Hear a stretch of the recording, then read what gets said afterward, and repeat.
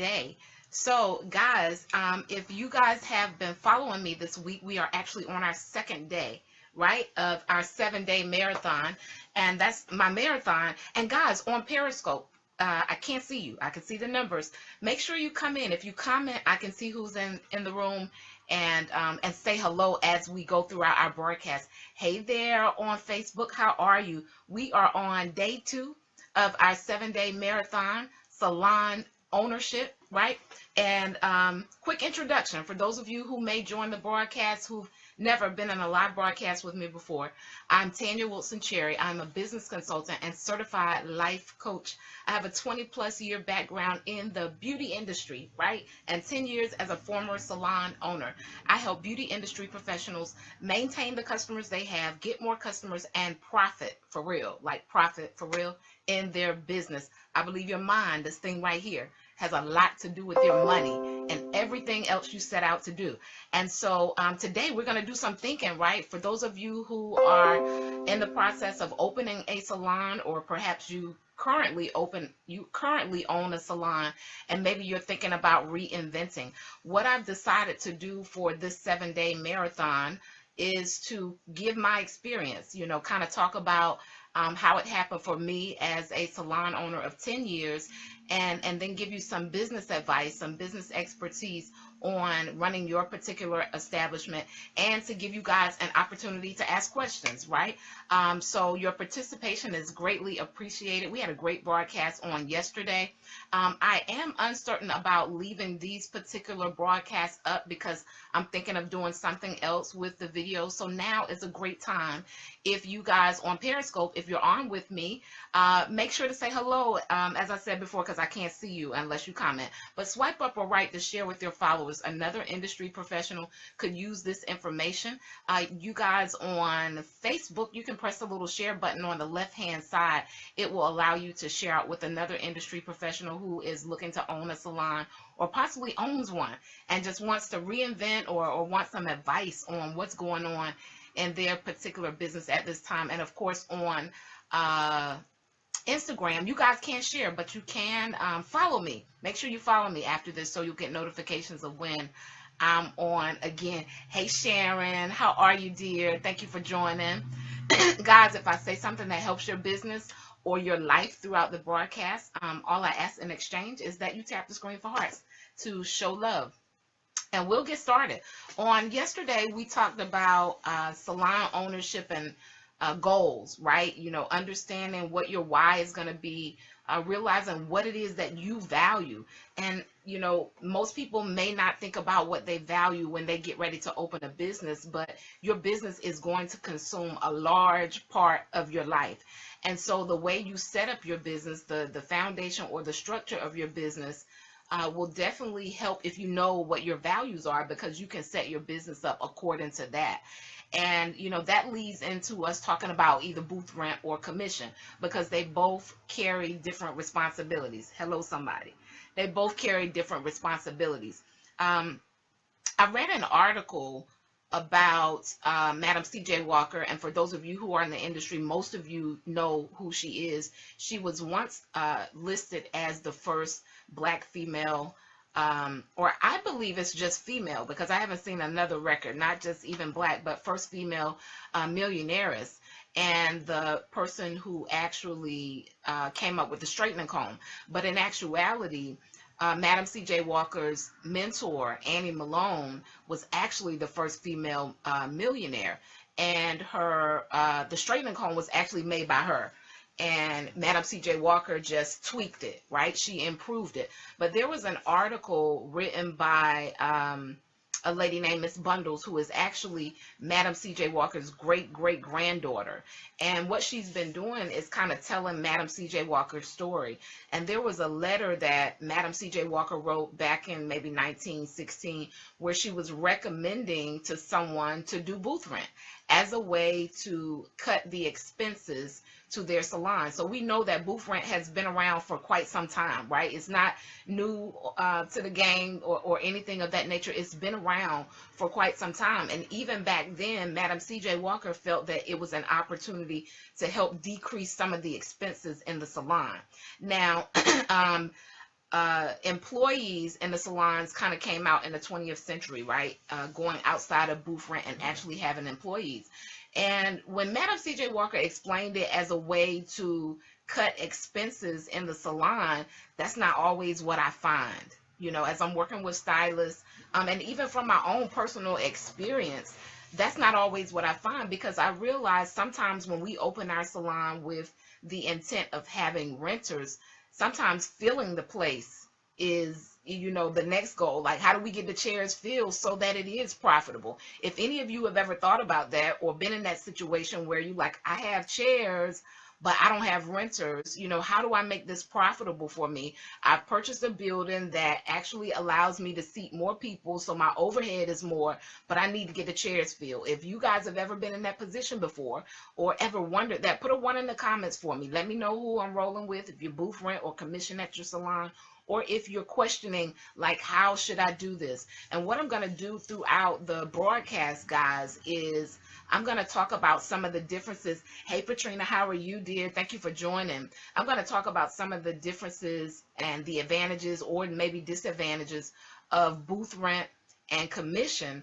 And then I'm going to talk about some of the things that actually qualify the person who's working inside your salon building as an employee. Absolutely. You know, people, we get this big building because we're like, okay, if I can get 10 stylists in here and they can pay me $150, $175 a week, you know, times however many it is, times 4 weeks, you know, that's going to help me cut back on the building expenses. And you guys, if you joined the broadcast on yesterday, I told you that one stylist asked me if I had to give her one piece of advice, what would it be?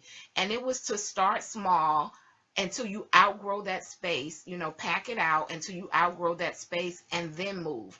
Because oftentimes there are so many salons who only have 1 or 2 people working in the salon, right? All the rest of the chairs are empty. Hey, Tamika, how are you, dear? Thank you for joining.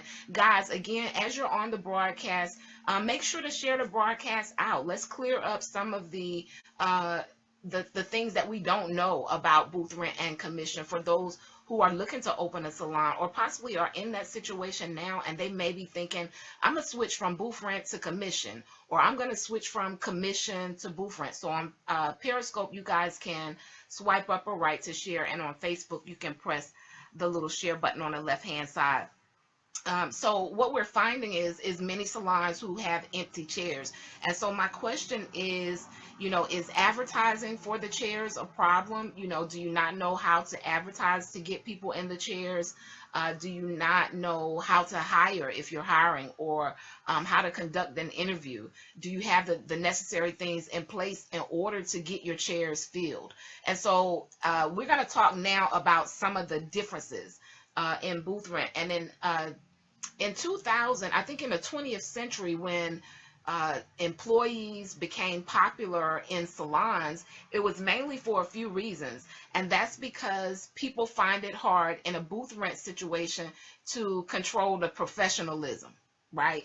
If that's ever been one of your concerns, like, you know, once I hire these renters, you know, how am I going to be able to control the atmosphere? Put me in the comments. So that was one of the reasons that people started going to a concept of having employees in the salon, because they were unable to control the professionalism in the salon.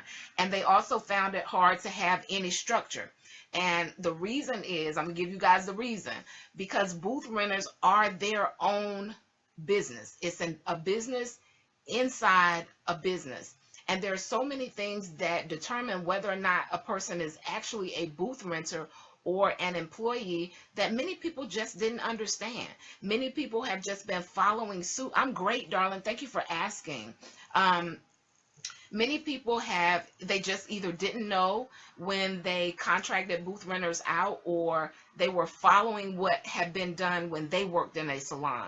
So there are so many things to think about and so many different responsibilities. And I'm going to give you guys an example. When I first opened my salon, I opened the salon with employees. I had people to actually come who got a W-2, they got a paycheck, and things of that nature, right? And that's because when you have a commission salon, you get to control the hours that the person has to work, the dress code, them selling retail, but you're also responsible for keeping up with payroll and things of that nature. And so if you are thinking of opening a commission salon and you know that you value time with family and your finances are a little funny, that's, if for lack of a better word, you know you're going to need someone else to kind of at least manage it for you if you plan to spend time with family. So that is another expense, right? To be able to have someone there, because they don't have keys. They work for you. Oftentimes they don't have a key as an employee. So you have to be there to open the salon and close it when they finish with their customer. When they begin and when they end, you have to be there. So those are some of the responsibilities that come along with actually having a commission-based or employee-based salon as opposed to booth rent. With a booth rental salon, they get a key, they come and go as they please, and some salon owners aren't giving people keys. And okay, if you're not giving the people keys, then you have to have your building open the hours that you stated that the booth renter can come to work, right? You have to be there. You still have to be there. If you're not giving them a key, they still have to have access to the building for the hours that you've promised them. So these are things that you want to think about when you're setting out specific rules for your booth renters. And the main thing, guys, is to put it in writing. Put it in writing, because it's going to help you as a salon owner and also the booth renter to understand what the guidelines are.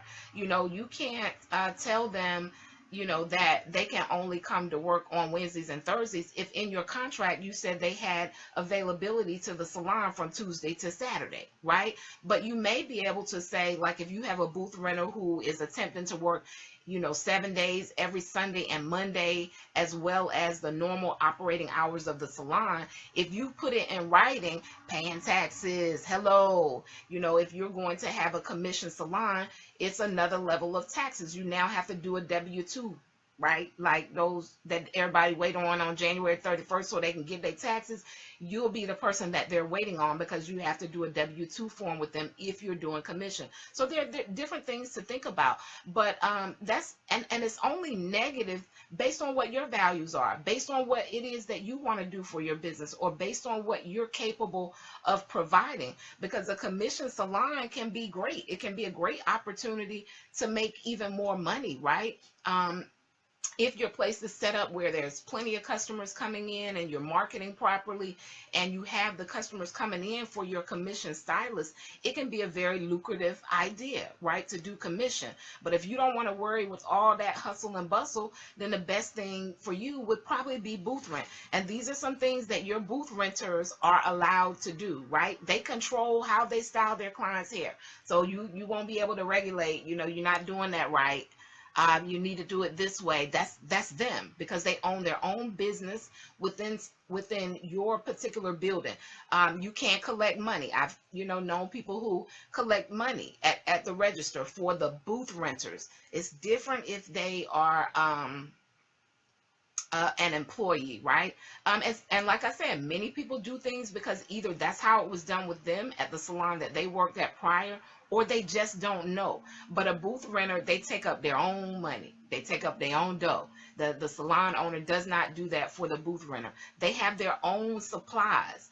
You guys, if you have booths that you're renting out, you're not responsible for providing their towels. You don't have to provide their towels as a booth rent salon. They're responsible for their own supplies. Hey there on Periscope.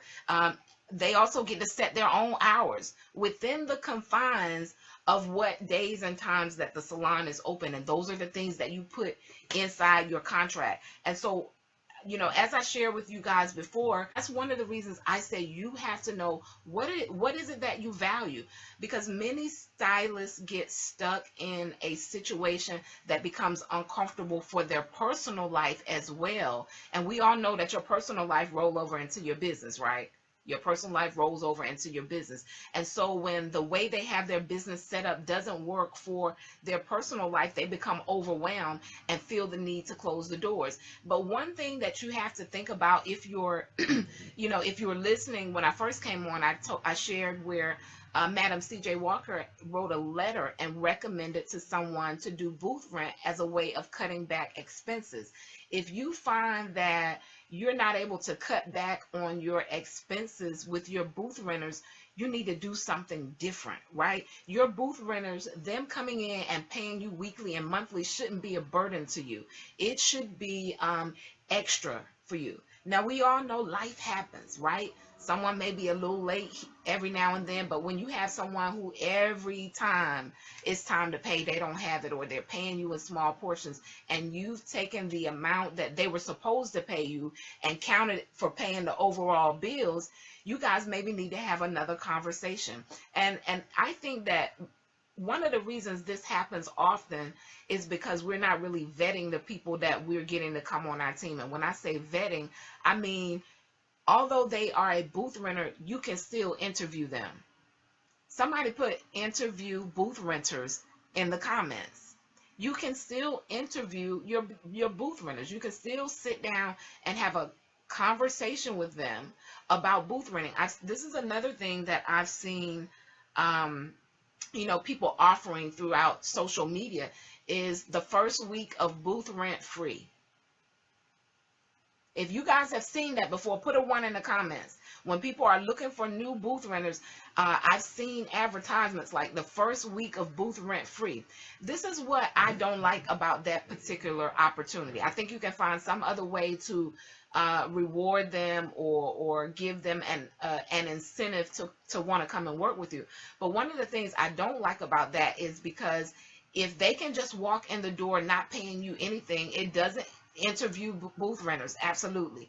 If they can just walk in the door without paying you, it doesn't give you an idea of whether they can pay you or not, right? Whether they're even capable of paying you. And so oftentimes when you start off with the free week, or, as a booth renter, I rented a booth before. I've never been on weekly. Although the salons that I worked at were weekly paying salons, they always, let me pay monthly. So I would pay once a month at the beginning of the month, and I'd be done for the month. So that worked for me.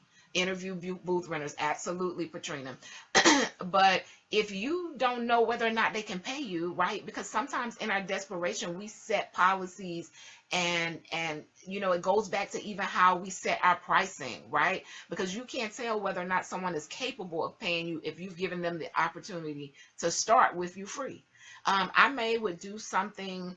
What would I do in that situation if I was trying to offer them a discount? You can do something like after your first 90 days, you get 1 week free, or something of that nature, but at least give them an opportunity to show you whether or not they're capable of paying you the booth rent, because you could be setting yourself up for disappointment in the long run. You guys get that? You guys get that when you're looking for booth renters and you're trying to find incentives, you want to make sure that they can pay you. Exactly. Absolutely. You want to make sure that they can pay you. So give them an incentive, like, after your first 90 days or even 30 days if they're paying weekly, or 60, but at least give them an opportunity to show you that they have at least the first week right up front, and possibly the next week. That would be a deposit. If I was you, I would do like 1 week up front and maybe a deposit. This shows you whether or not this person can pay. Here's another thing that I realized some of the more established salon suites do. They actually do bank drafts, right, where it's drafted out of the person's account weekly automatically. And then you don't have that issue of hunting them down. But you got to do what works for you, right? If you're hiring someone who is mature, they're leaving from another salon, they have a good, reputation for integrity, you may not have to be as strict, but all of those things need to be in writing. And so if you're thinking about, opening a salon and not having a contract, I think you're setting yourself up and the but the booth renter who is coming in for disappointment.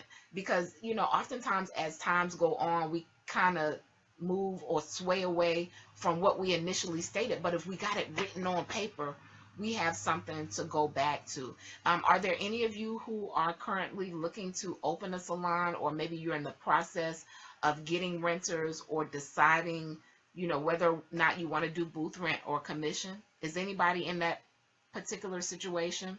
Because guys, when we open our salons, if we have 3 chairs and nobody's in those chairs, then we're not maximizing our space. We're not maximizing our space. And so if it's one or two people in there, you're almost just paying to be in a huge space that's not being used or monopolized as far as money, because we're in business to do what? Somebody put in the comments what we're in business, what we open the doors for. If somebody can remember what we said on yesterday, the first reason that we opened the business is to profit, and then once we profit, we're able to do all of the other things that we want to do. If we want to be a giver, if we want to provide opportunities for our family, but our goal is to find ways within our business to profit. And so when you're thinking about, if you think about, renting booths, profit, absolutely. Previous salon owner stopped doing hair about 4 years ago after 21 years, but thinking of reopening a salon. And that's good that you said that, because sometimes, guys, I do believe that, sometimes you may need a break if you've been in it for a while, just to be able to gather yourself, and figure out what position that you really want to go in, especially after you've had the experience, right? And you know how to do it different. I see nothing, absolutely nothing wrong with starting over. Nothing wrong at all with starting over. So that's awesome. Your body needed the rest. Look, there's wear and tear on the body behind the chair, guys. It's so good that she said that, because, we don't think about that a lot of times when we first, we're fresh out of school and maybe we first open our salon. We don't realize that at 45, 40, 50, you start feeling like, look, I don't know how long I can stand behind this chair every day, which is what we talked about on yesterday, making sure that you have things in place for long-term success, making sure that you pay yourself, making sure before you even start the business that you have very low personal debt so that you can afford to invest in your business. Because there are going to be some stages in your business when you're looking to grow where you need to invest either in a class or a new piece of equipment. Part of one of the responsibilities of a salon owner who has booth renters is to make sure that all of the equipment is up to date. It's part of the responsibility of the salon owner. And so one of the things I hear from many salon owners is, how do I fix the equipment that they're wearing down if they're not paying the booth rent? But that's when you have things in place like your contract, and having to, abide by it, vetting who you get to come work with you, interviewing them, right? Doing an actual interview. So many people are like, yeah, girl, you can come on, work with me. But no, it's business, guys. And people who have had long-time dreams, or long-term dreams of owning a salon, simply because they didn't have systems in place that were strong enough to keep the salon flowing, had to end up closing their doors simply because the right systems weren't in place, or they are encountering some things that they just didn't understand. Hey, Miss Bernice, how are you? Thank you for joining.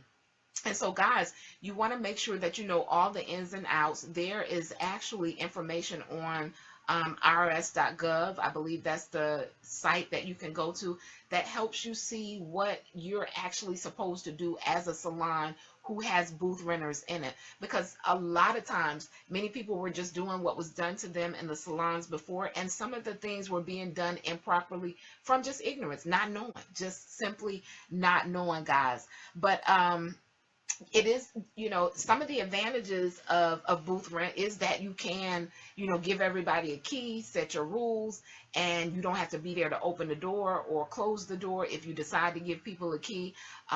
The other advantages are if you have great renters in your place, it doesn't feel like you just created a job, because hopefully when you have your revenue goal, you should have a goal when you open your business, like how much do I want my business to make per year, in the first year, in the second year, and in the third year. And once you set those goals, then you market according to that, and you hire according to the goals that your revenue goals that you're setting. But many times, right, because we really don't have those things in place, our real goal was to become licensed, and then, maybe after about 5 or 6 years in, we say, oh, I'm going to open a salon. And then after we open the salon, we find ourselves just working.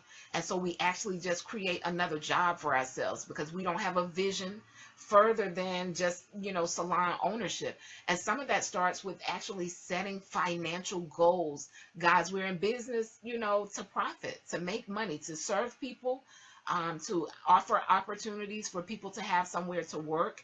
But ultimately, it's to make money. And if you don't have goals for that, then, one of the things I did, I set goals for each day. I need to make this much on Tuesdays, this much on Wednesdays, this much on Thursday, Friday, and Saturday, right? Because it helped me throughout the week. I had what I call, it was a waiting list, like if people couldn't get in, but I called it the preferred waiting list because people want to feel VIP, and we do consider our clients VIP.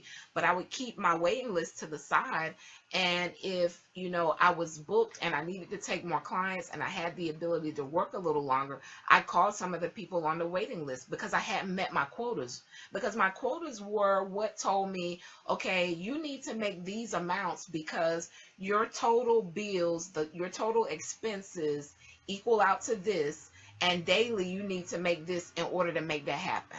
You guys get that? You guys get that? Because we're doing business, right? Somebody put do business in the comments, right? We're going to do hair, but we're going to do business as well. Are there any questions? The young lady who says she's thinking of reopening her salon again, what would you do different this next time around? Is there anything that you would do different from what you did the first time? Anything you would do different this go around?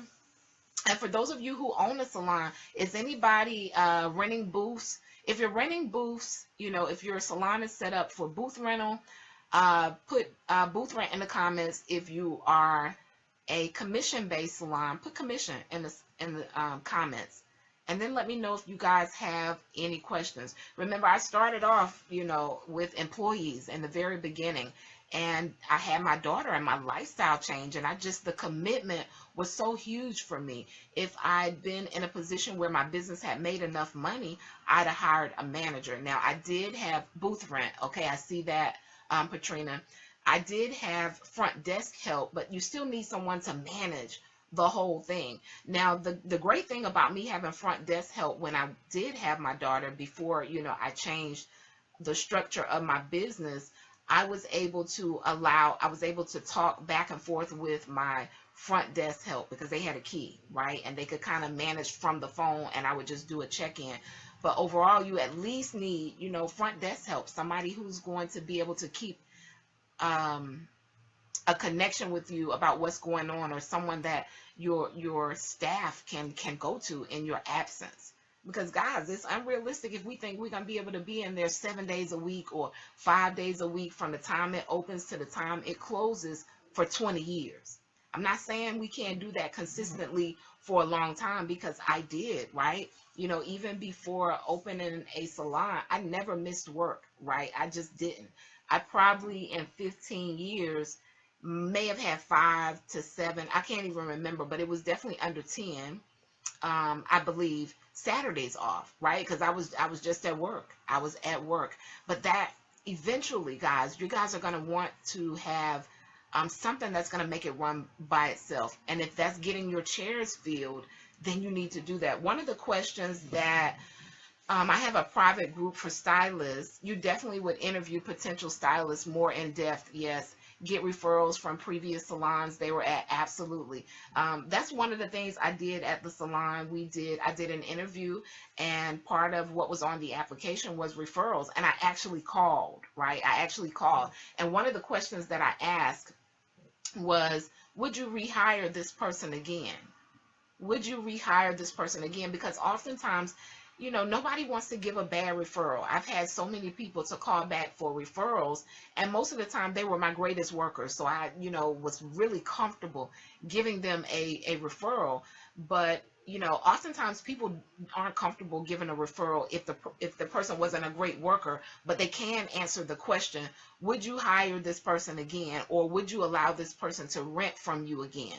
And that alone, right? That answer alone will help you to make a decision. And there are some specific things that you can ask during the interview process. I don't think it's that we aren't asking them any questions, but are we asking the right questions?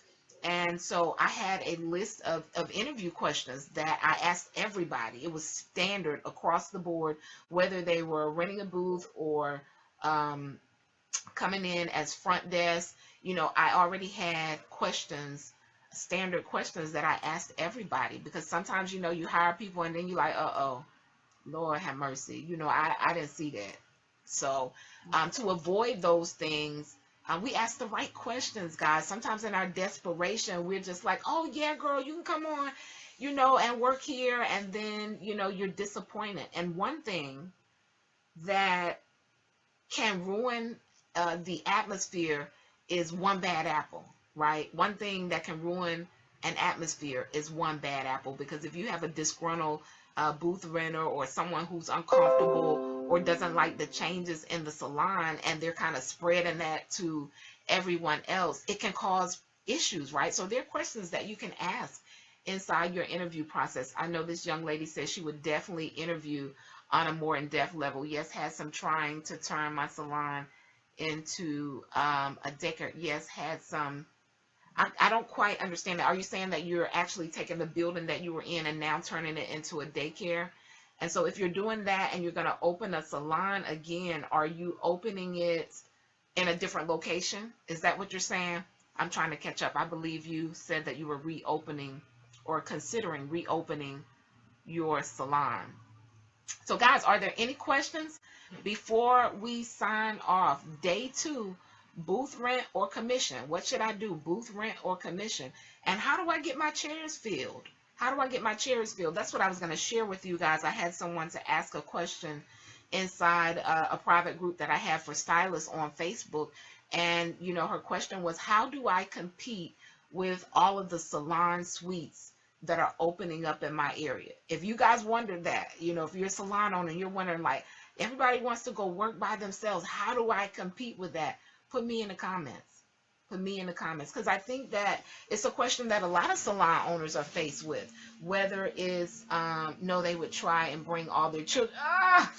Okay, I get it now. You're saying they would try and bring all of their children to work. Okay, well, this, what I'm getting ready to share with you, will possibly connect to what you're saying as well, because I had someone ask the question, how do I compete with the, okay, I get it now. How do I compete with the salon suites? And I also have a no children policy for my business. You know, it's some people who feel the need to bring their children to work. And I said to her that you're there, not everybody wants to work by themselves, right? So you got to remove that mindset. I do believe that salon suites is one of the big trends and one of the ways that many stylists are going now, because they want to be in a space by themselves. But I'm also seeing people who went to rent a salon suite who are having to go back to either a commission salon or a booth rental situation. So if that person, you know, all of the people who are moving to go and work by themselves, they also have to know, like on another level, how to run a business, because they are completely by themselves. The advantage that a booth renter has, although they work for themselves, there are still other people in the salon. There are still opportunities for walk-ins and things of that nature, simply from the marketing of the salon. But with the salon suite, it's your dolo. It's just you, boo. So you're in charge of marketing and all those things. And so what I'm finding is, because many stylists really don't know how to market their business, right? They don't know how to have consistent systems that will allow them to maintain the customers they have, grow them, and profit. They're, you know, ending up going back to situations that they were in before. So don't lose hope for those of you who have booths.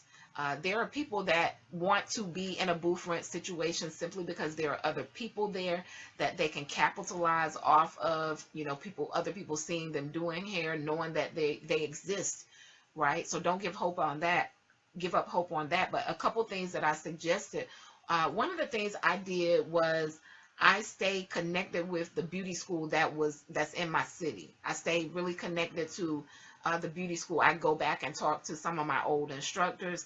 I even volunteered and gave a class before about an event or something that I was doing. So I kept a constant communication with the beauty school. And when I posted that question, the response was, are people coming fresh out of beauty school ready to rent a booth? And I'm going to answer that for you. Oftentimes they're not. Hey, main chick, how are you? Thank you for joining. Oftentimes when they're first coming out of beauty school, they're not. But see, this is where your mindset has to go further than just the beauty school students, because the instructors know people who own salons, they know other stylists. The booth renters over time, remember your, hey dear, remember you're keeping a consistent contact with the beauty school industry. So over time, they may remember your salon and be available. And the beauty school students know other stylists, right? And so we have to make sure that we're connecting to our community. And that's one thing sometimes I think we lose with social media, right? We lose the fact that we need to have some type of influence within our city, within the place that we actually style hair. Not that people can't get on a plane and fly and come and get their hair done, but 90% of your customers are going to come from within a 20-mile radius of where your salon is, if not 10. And so your visibility and your connection to the community is important. So that's just something that I did all the time. Realistically, oftentimes when people began to put things in place to get employees, sometimes they waited until it was, a moment of desperation. But if you just are in the continuous habit of connecting to the community, there'll be an influx of people who hear about you on a regular basis. So that's one of the things I did. I stayed connected to the local beauty school because there were several opportunities where people knew stylists who would possibly need a place to come and work every now and then. Another thing I did was I kept I kept an application on my website. They could actually download it. I had a space up there. We're always looking for new talent as our business is continuously growing. So it gave people an opportunity to fill out an application, whether we needed anyone at the time or not. But we always had a file of people who had filled out applications that we could kind of go to if we had some changes in, people leaving the salon. We already had something on hand where we could, pull an application out and interview them. And even still, if you decided to put an application on your website or market for continuous people to come and put in an application, you want to let the people know that you received their application, right? Even if you can't hire them at the time, you want to tell them thank you for, putting in your application so that you're still on their mind as well. So are there any other questions? I'm trying to think, was there anything else I did as far as, oh, and I put a sign up, I don't know if it's pride sometimes, we don't want to put the now hiring or, booth rent space available, in our salon window. And sometimes it can be perceived as unprofessional, right? But it can be a pretty sign. We have positions available for our growing staff. It doesn't have to be that big sign that you get from Lowe's where you put the phone number. You can find a way to professionally do it. Oh, another thing that I did, I offered a referral fee to other booth renters or staff who work there for referring someone. And if the person came and stayed for 90 days or whatever time frame you want to do, they would get like a $50 referral or $75 or $100 or whatever you want to make your referral fee as. And also tell your clients, guys, let your clients know that, you have spaces available. They know people who, they know other stylists, right? Their girlfriend has told them that their stylist is uncomfortable with where she's working at now. Right? And if you put it in the atmosphere, because sometimes the clients just think you just feel good working by yourself. You don't want to hire anyone. So make that a small conversation that you even, let your customers know. We're always looking for renters for our space. So you guys have to make a continuous flow to keep those booth renters in. So if that's something that you're considering doing, if you're considering opening a salon and you're like, how am I going to get my chairs filled? Those are some ideas that you guys can use to get your chairs filled. And one thing I realized, guys, most of the time people like putting an ad in the paper did not yield the best staff or booth renters, right? That was something I cut out a long time ago, because I realized that most oftentimes when people go to the paper to find a job, they're in a position of sometimes desperation, right? But your best employees are usually referred, like someone who works at your salon and said, this is a great place to come and work, and girl, you should come here, or another stylist in the industry told them. Oftentimes referrals work out even better. They've heard that your place is a great place to work. So someone had mentioned Craigslist. I don't know about Craigslist. Has anyone ever had someone to rent a booth who found their ad on Craigslist? I don't want to speak about something that I've never done. So it may be working. I'm sure it's worked for someone, right? Any of you ever put an ad in Craigslist for booth renters, space available, things of that nature? Nobody? Okay, I've never done it before, but I'm just imagining, like, are you getting the best renters? Most seasoned people already have in mind great places to go and work because they've heard the buzz around town, right? They've heard the buzz around town. So are there any questions before we get off? Is there any other way that I can help you all determine some of the differences in having a booth rent? Great scope. Awesome. I'm so glad you enjoyed it. Helping you to determine whether you should do booth rent or commission, or maybe you learn some things that you may need to tweak. Maybe you're in a salon by yourself and you have some booths available, and now you're saying, okay, I need to maximize my space. Part of what I need to do is maximize my space and get me some more renters in. Or maybe you're considering doing commission because it gives you an opportunity to create a better atmosphere, to have more structure inside your business. So guys, that's my take on today. If you guys are looking for things like, I do have a template available for booth rent contract, and I do have all of the interview questions that I used. I've created it into a PDF that is available on my website for those of you who are looking to hire staff or either interview booth renters, or you need contracts. It's not the actual contract. It is a template that you can use that has, probably a lot of things in there that you may not have thought of that are going to help to cover you when you actually create your contract. Do you feel the owner profits from commission employees? If it's set up properly, I do. If it's set up properly, I feel that the goal should be for everybody to benefit. But one of the things that I think we have, or has gone wrong in the industry with commission, is actually paying the workers too much, because many people are paying their stylists 55, 60, 70% commission, and they haven't realized that they really aren't profiting at the end of the day, because you're doing all of the marketing, you're supplying all of the supplies, and is it really working? So many people who feel that it's not working are probably offering too high of a commission to their commission workers, and that's when you guys need to have a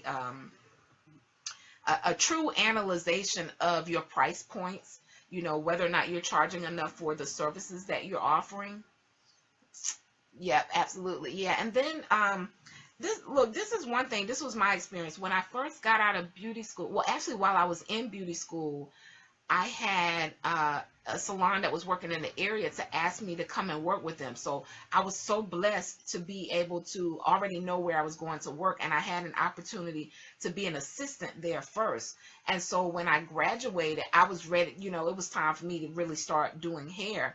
And I remember my first week, I made about 800 and some odd dollars, 818 or something like that. I used to know the exact amount, because you remember your first check. But that was my first check, and I was only getting 40%. So the salon was getting 60%.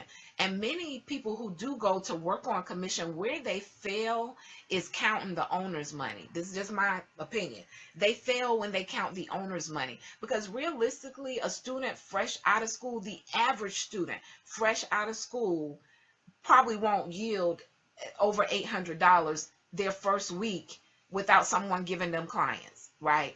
And so most of the time when they go to work at a commission salon, they count the owner's money, and they're not focusing on how much they're getting out of the deal. And so for me, I wasn't frustrated at all, because I knew realistically, if I had to do the marketing and all of that in 1 week for clients, I don't know if I'd have made $800, right? I did have quite a few clients that came from the beauty school, but would I've been able to get them to pay me salon prices in 1 week? But if they come to an atmosphere where this is the atmosphere, and this is where my stylist that used to work at the hair school works, right, that's absolutely right, Angie, because the owner has to pay taxes, products, colors. There's so many things that the owners probably aren't considering. So if they feel that they're not making the money, they're probably offering too high of commission. And one of the things, I took a class when I first opened my salon. I can't even remember who gave the class, but they said it's nothing wrong with,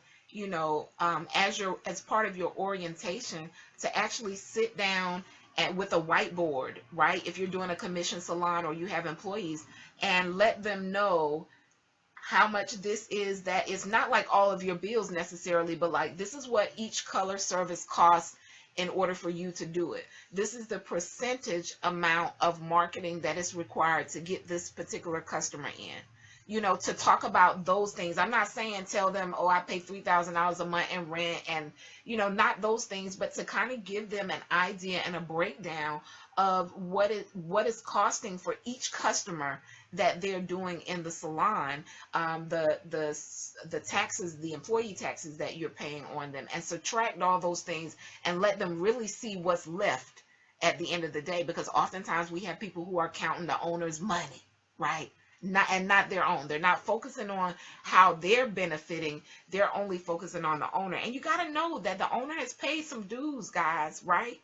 The owner has paid some dues to, what owner is going to open the salon where they aren't profiting? It really doesn't even make sense. If someone who has done nothing to build a clientele comes into a place where the salon is marketing and doing all of the groundwork and supplying things, and they expect to make more than the owner if they're commissioned. So sometimes we got to, it doesn't make sense. And if you start out fresh out of beauty school and you have an opportunity to make $800 to $1,000 a week, and you don't have to do any marketing, you just have to show up, be on time, and do the work, I think that's a great position. I think that's a great position to be in, and to start and to learn the industry and to learn the business and to grow a relationship with the clients, so that at some point, hey dear, how are you? How are you? At some point, if you're looking to leave, you have at least established a relationship with the clients. That's another mistake I made, guys, because I actually ended up leaving the salon where I was commissioned, and I went to rent a booth, and I flopped, right? Because I didn't know business at that time. I didn't understand business. And so I was like, where are the customers? I had all of these customers, but I didn't realize those were the salon's customers. I had some people to follow me, but the place that I went, it wasn't structured like the salon that I was in. And those people were going to that salon because of the atmosphere, the environment, some of the amenities that weren't available. And so sometimes we don't think about that, right? We don't think about that. But if you work for yourself, you do have to create all of those things in order to get the right customers into your chair. And so what I did, I actually left, after renting the booth, I stuck at it now, right? But, when I first went, I flopped, guys. It was like, okay, something ain't working. Like, where are my clients? But eventually I ended up moving to Raleigh, and that's when I began working with my mentor. And I worked there for 5 years, and I learned so much, guys. It was invaluable, the amount of information that I learned. I actually worked either with someone or rented a booth for 10 years before I opened my own salon, right? So I didn't go into owning a salon blindsided. I sat down and I observed. And another thing I actually did, I actually listened to my clients, and I listened to the things that they complained about from the other salons. And when I began to create my salon, I made those things that they complained about policies and procedures within the place. If I noticed a lot of people were complaining about children, we didn't offer children unless they were receiving services. That was one of our policies. Being late was a no-no, because everybody that came to me were saying they were frustrated with having to wait all day in the salon. So because so many people had said it, I knew it was a problem. So I had a handbook and policy and procedure manual for everybody, and that was part of the policy. You got to be on time. If your client starts at 1, you need to be here at least 15 minutes prior. Because, once we get to work, we might want to put makeup on, and, we got to talk to our staff and all those things. And then the client is still sitting and waiting instead of being serviced. So that's kind of how it went for me, guys. Yes, we were talking about the commission and rent and bills. Absolutely. Not only does the owner pay taxes and products, but, they still have the overhead and the upkeep as well. So advantages and disadvantages. So we gave a little bit of everything for either someone who was thinking about possibly going to work in a commission salon as opposed to renting a booth. We also gave information on today's broadcast for a person who's considering opening a salon. Like, should I do booth rent or should I do commission? And then maybe someone who owns a salon and they're thinking about, changing the structure of their business. So guys, I appreciate you as always. If you guys are looking for resources for interview questions or a template for a booth rent contract, I do have those available on my website. And I just took the information I had and placed them in a PDF so that you guys had a guideline or something to go on, because many people are getting booth renters and they don't have a contract and it's biting them. Those links are bit.ly. So guys, any questions before we sign off on today's broadcast? I appreciate it, guys. Make sure that you do me a favor as you're leaving the broadcast. If you found what we said valuable, share the broadcast out. For those of you who are on Periscope, you can swipe up or right to share with another person in the industry. On Facebook, you can press the little share button to share with another industry professional and tap the screen for hearts to show love. I will see you guys on tomorrow at, I'm thinking 11. I should have looked at my schedule before I got up here, for day 3 of salon ownership, right? We're going to talk about marketing and all of those great things on our upcoming broadcast. So I appreciate you guys as always. Peace.